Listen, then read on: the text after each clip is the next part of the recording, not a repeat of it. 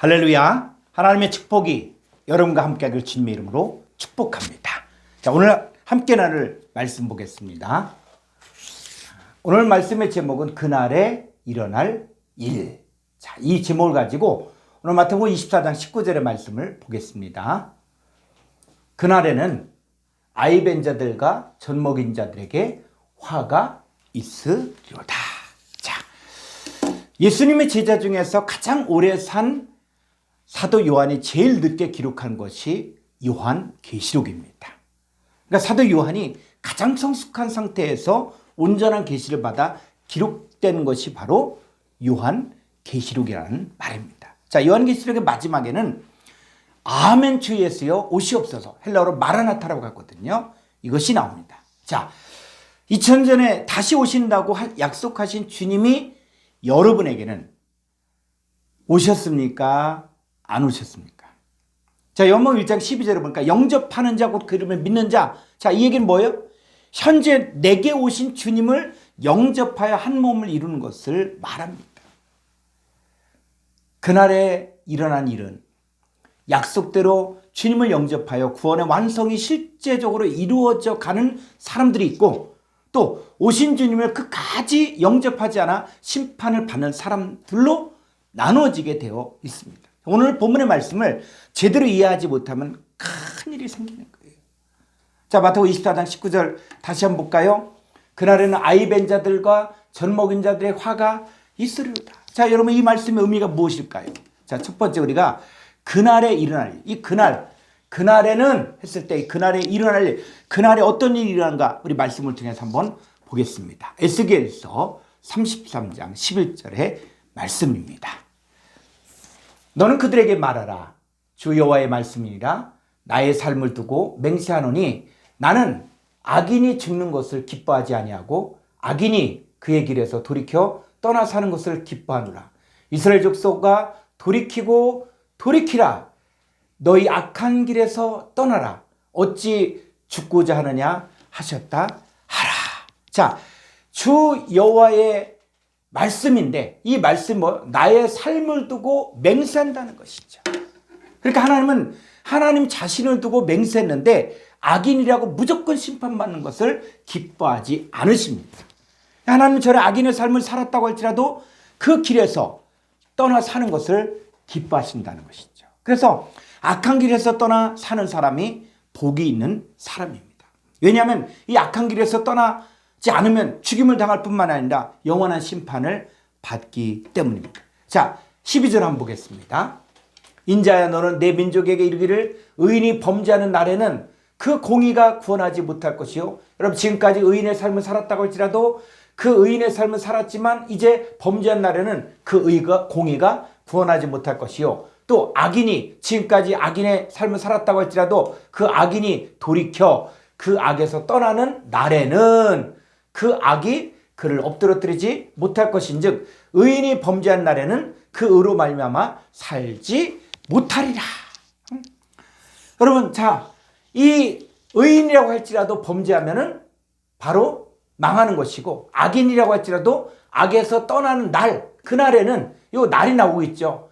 이 범죄하는 날, 또 악에서 떠난 날에는 그 악이 그를 엎드러뜨리지 못하고 살게 되어지는데, 자, 13절.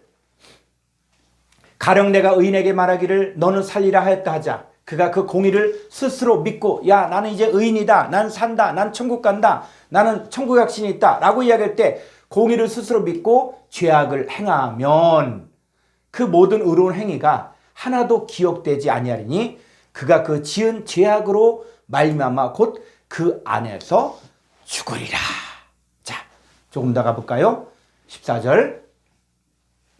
가령 내가 악인에게 말하기를 너는 죽으라 하였다 하자. 자, 악인은 죽을 수밖에 없죠. 심판받을 수밖에 없죠. 그런데 그가 돌이켜 자기의 죄에서 떠나서 정의와 공의로 행하여 저당물을 도로주며 강탈한 물건을 돌려보내고 생명의 율례를 지켜 행하여 죄악을 범하지 아니하면 그가 반드시 살고 죽지 아니할지라. 16절.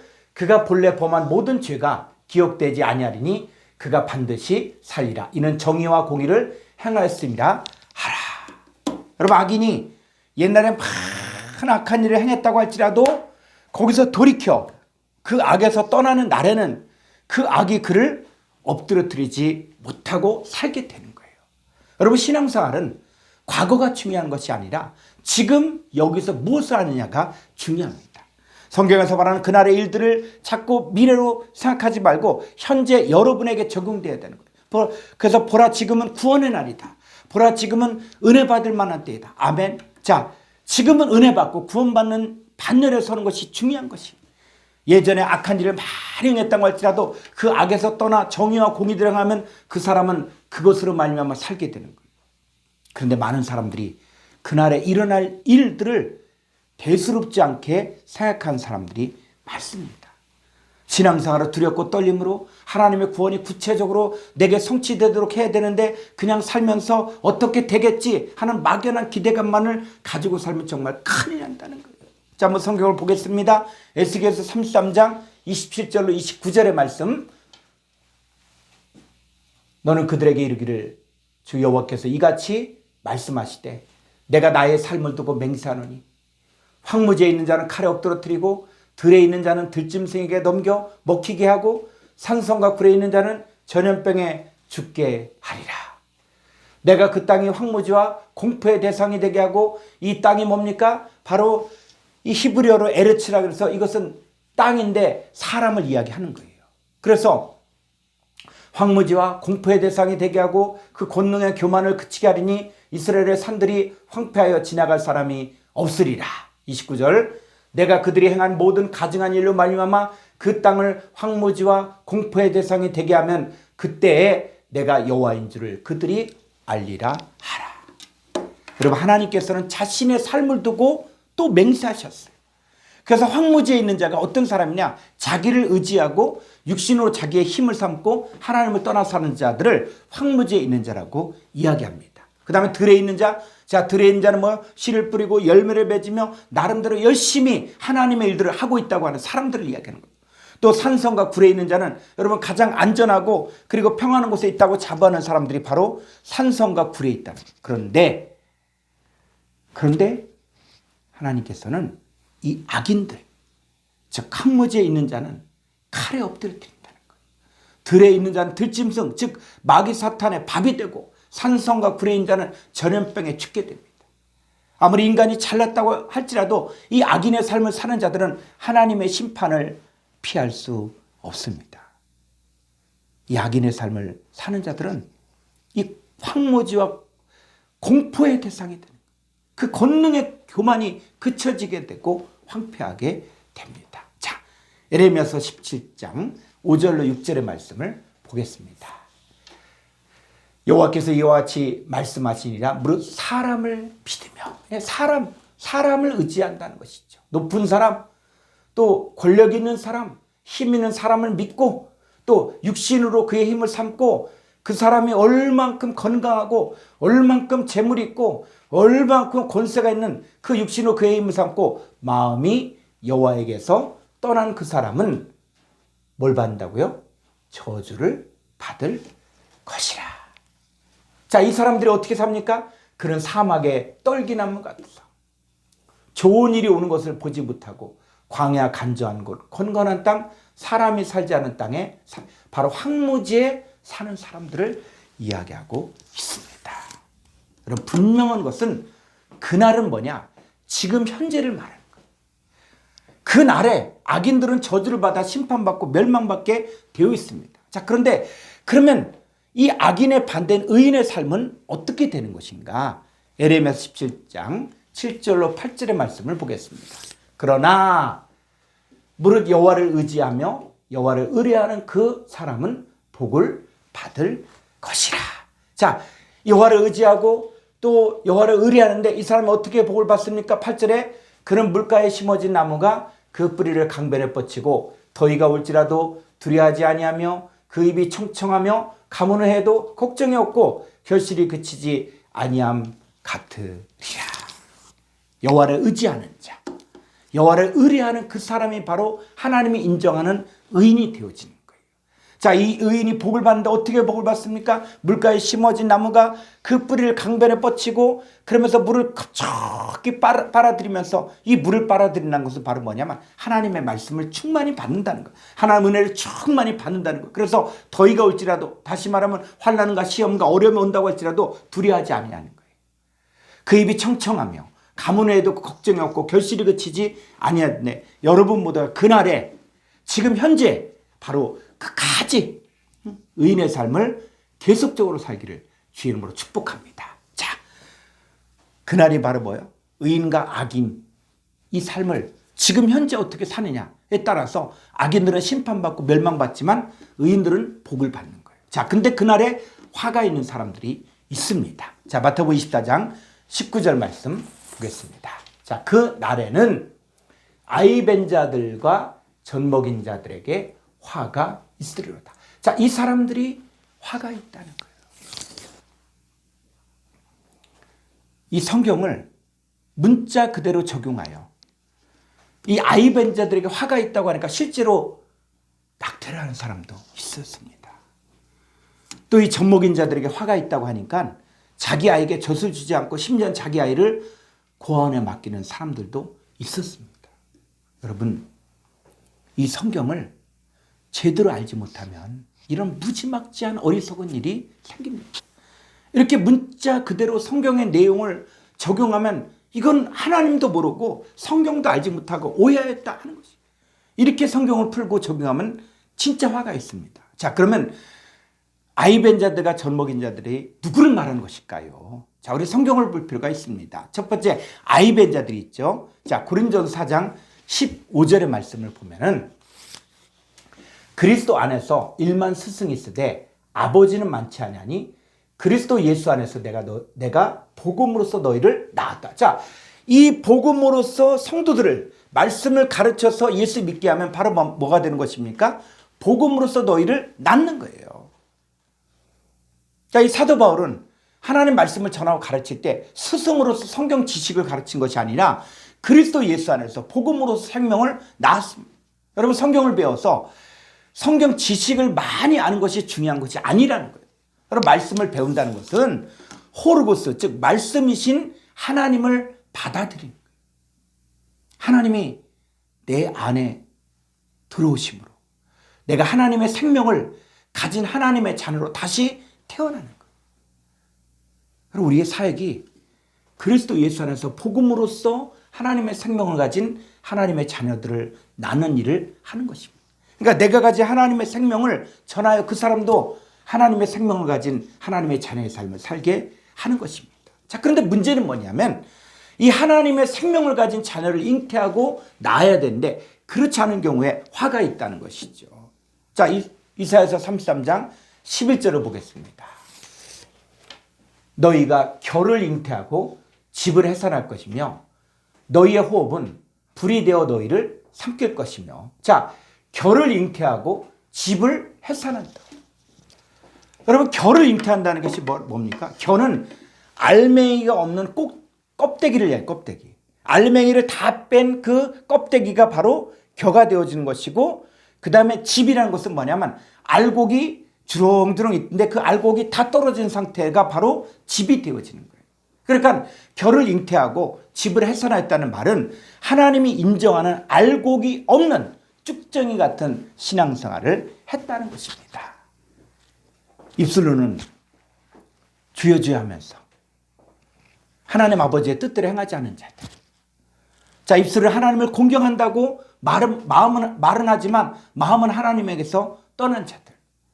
이들은 하나님의 생명이 없이 신앙생활을 하기 때문에 겨를 잉태하고 집을 해산한 사람들입니다. 사람의 말, 사람의 교훈. 이것은 하나님의 자녀들을 만드는 게 아니에요. 우리가 하나님의 지혜만을 전해야만 하나님의 생명을 가진 하나님의 자녀들이 탄생하고 자신도 하나님의 자녀의 삶을 살 수 있게 되는데, 만약에 사람을 유익하게 하는 성경 지식, 또 사람을 위로하는 말, 회개나 십자가나 하나님께로 돌이킴이 없는 사람의 욕구를 채워주는 가르침을 전하면 하나님과 전혀 상관이 없는 결을 잉태하고 집을 해산하고 있다는 거예요. 그들의 말을 듣고 아무리 많은 사람이 모였다고 할지라도 하나님의 생명이 없으면 집을 해산하고 있는 것입니다. 하나님의 생명이 없는 교인, 하나님의 생명이 없는 교회가 하나님 앞에서 무슨 의미가 있겠어요?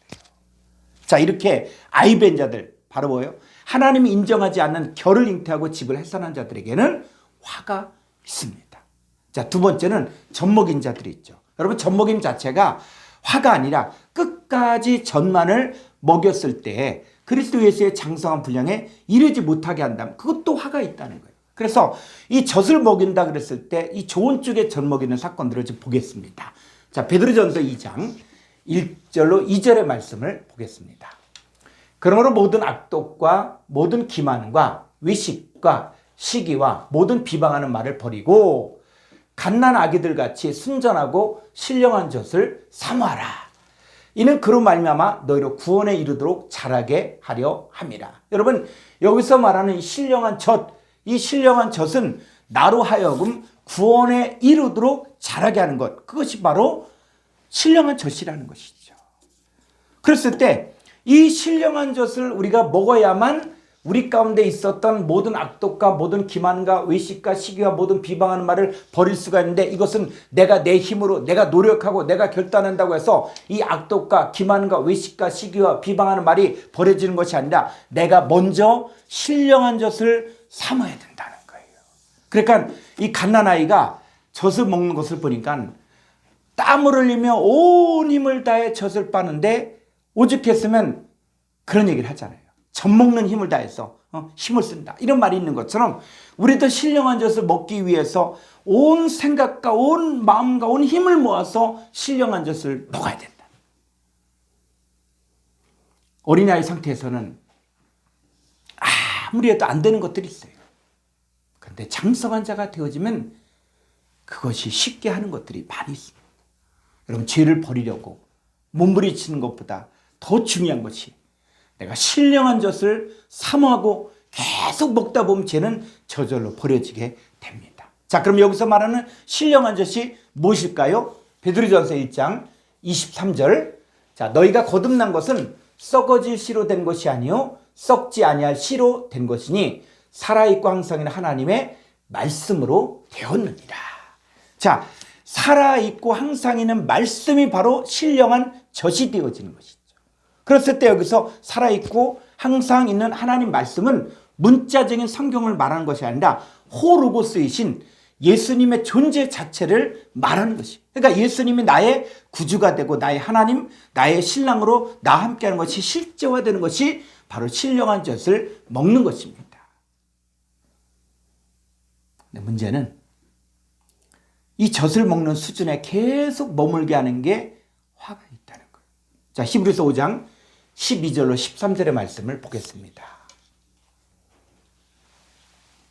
때가 오래되었으므로 너희가 마땅히 선생이 되었을 터인데 너희가 다시 하나님의 말씀의 초보에 대하여 누구에게서 가르침을 받아야 할 처지이니 단단한 음식은 못 먹고 젖이나 먹어야 할 자가 되었더라. 여러분, 젖이나 먹는다는 것이 바로 뭐예요? 마땅히 선생이 되어야 되는데, 신앙생활 오래 했으면 선생이 되어야 되는데 하나님의 말씀의 초보에 머물고 있다는 것이죠. 하나님 말씀의 초보에 머물러. 자, 13절. 이는 젖을 먹는 자마다 어린아이니 의의 말씀을 경험하지 못한 자라는 것이죠. 신앙생활을 오래 했지만 늘 젖을 먹고, 그래서 어린아이 같은 신앙생활을 하면서 하나님 말씀의 초보에 머무는데 의의 말씀을 경험하지 못했다는 것이죠.